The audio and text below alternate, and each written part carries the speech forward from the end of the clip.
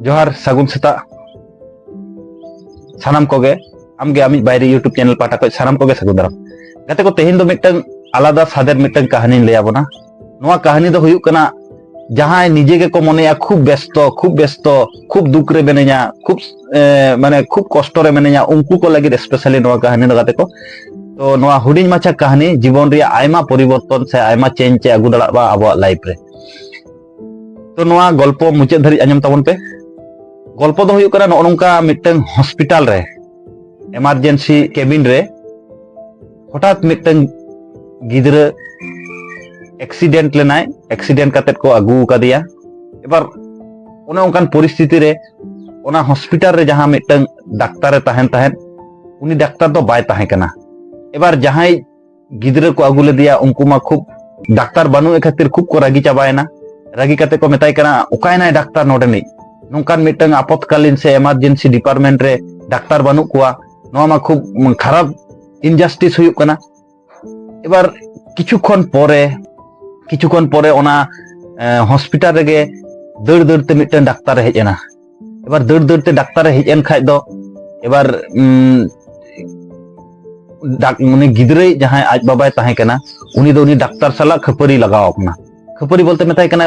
नुना मिटन जटिल परिस्थिति रे आम बाम ताहे कना आमा ड्यूटी रे बनु मिया आम दो चिटकान डाक्टर कनाम आम दो डाक्टर हुआ जग्गो गे बांग कनाम एबार उनी डाक्टर चुपचाप तिगु कते आंजम किया आंजम कते चुलुंग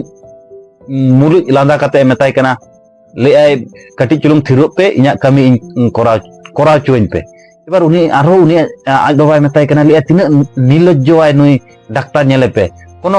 अनुतप्त गे बनु तया जे नय मिटन ना जटिल परिस्थिति रे गिद्रा नोडे नटो मृत्यु साला लड़ाई कना और आज दो नॉर्मल व्यापारे मने एबार उनका आरो आदि किछु को लैया कना उनी डाक्टर मेनखा चुपचाप उनी डाक्टर तिगु कते लैया कटी चुलुंग थिरलेन पे नुई गिद्रा नेल कते लैया ऑपरेशन हुआ इना कमी कराव चोइन पे एबार किछुखन परे उनी डाक्टर ऑपरेशन रूम में बोलोयना ऑपरेशन रूम रे बोलो कते एबार आयमा जिनिस माने ऑपरेशन रे आयमा जिनिस कराव किया एबार फाइनली ओना ऑपरेशन सक्सेस एना घंटा दुएक परे उडुक हेजनाय उडुक कते मेताय कना आमिज गिद्रा दो सेफ जोन रे मेनाया माने भागी कनाय जहां एक्सीडेंट हुई लेना जहां मिटन चोट ताहे लेना ओना रे सक्सेस ऑपरेशन हुई कना एबार लay ay जदि जहां तिसो दो बांगा लay ay जदि आमा जहां किछु इना संबंधे बाड़ाय दरकार ताहले नुई नार्स ठेज खय बाड़ाय जों में आदो उनी डाक्टर दो ओना लay ठोकातेत गे उडुक चलायना आजा पर्सनल गाड़ी ते आरो रुवाड़ चलायना एबार जहां उनी गिद्रे आज बाबा ताय उनी लिया नुई डाक्टर दो कोनो ह्यूमैनिटी बोध दो मेना ताया से बांगा मनुष्यत्व बोध दो मेना ताया से बांगा इनी गिद्रे हेज एनाय ऑपरेशन ठोका दिया चलावेना मिट कथा चेत हो बाय लैया दिया एबार नार्से कुरी केना लिया नुई डाक्टर व्यापार वृत्तांत ते कटी चुलुंग खुलेय में आदो लिया नुई डाक्टर दो हुयुक कना नोआ हॉस्पिटल नि सब थेके दामी डाक्टर और सब थेके मारांग डाक्टर कनाय मेनखाज उनी एकमात्र मिटन कोड़ा गिद्राय ताहे कना उनी कोड़ा गिद्रा दो तेहेन सेता रेगे बाइक एक्सीडेंट काते ले गज अकना गज खातिर उनी दाहो काते गे आजा फोन नाम परे उनिया दाहो चला कना आज हेज काते नो ऑपरेशन काते चलावना काते को नो हुडिज माछा कहानी जीवन रे आयमा सिकनते एम दाड़ाबोना आदि गान होर जहां बायरे ते बोन नेल कोआ खूब खुशी रस्का को ताहेना मेनखाय उनकुआ भीतिर बोन बोलो लेन खाय बोन बुझाव नामा आबो खoj हो हजार गुण कष्ट तालाते जीवन को खांडाया नोआ धरतीपुरी रे मेना को उनका किंतु जहां होर को नय कटिज दुख तेगे आबो जीवन बोन रापुदा से माने जीवन रे बांचाव डाहर लिया बोन चाबायन तालिया स्पेशली उनको लगी के नोआ गल्प दो ताहे कना नुई डाक्टर लेका गे सनाम मानमिया जीवन रेगे नोंका दुख और सुख हिजुआ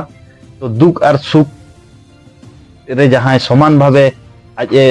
तिंगु केटेज दाड़िया उनी गे किंतु मिद दिन हिलो दो सक्सेस होआ तो नो नोंकाना कहानी मोटिवेशन स्पीच साउते समाज रिलेटेड दुनिया रिलेटेड दुनिया धरती सानाम मानमी को लगी जाते सुख शांति ते जीवन को खड़ा दाड़ा मा नोंकाना के मोटिवेशन स्पीच से कहानी प्रत्येक सेता हिजु आपे को सामांग रे तो नवा चैनल सब्सक्राइब का तबन पे और कमेंट लाइक शेयर तबन पे चेक का बुझे कना कारण किछु होयतो स्टोरी टेलिंग रे प्रॉब्लम मेना किंतु मूल थीम टा बुझे तबन पे मूल थीम जहां हुयुक कना ओना दो आबोआ जीवन टा सहज सरल कते जाते जीवन रे डहार रे बन जितकरो मा नोआ गे आमगे आमिज बायरी यूट्यूब चैनल मिटंग मारांग उद्देश्य कना मा एनखान सानाम को गे आर मिदा जोहार एम कते नोआ दुनिया धरती रिन सानाम मानमी खुशी रस्कते को तहन मा ओना साउते आबो हो उनकुआ खुशी रे कटिज बन खुशी मा एनखान सानाम को गे आर मिदा जोहार।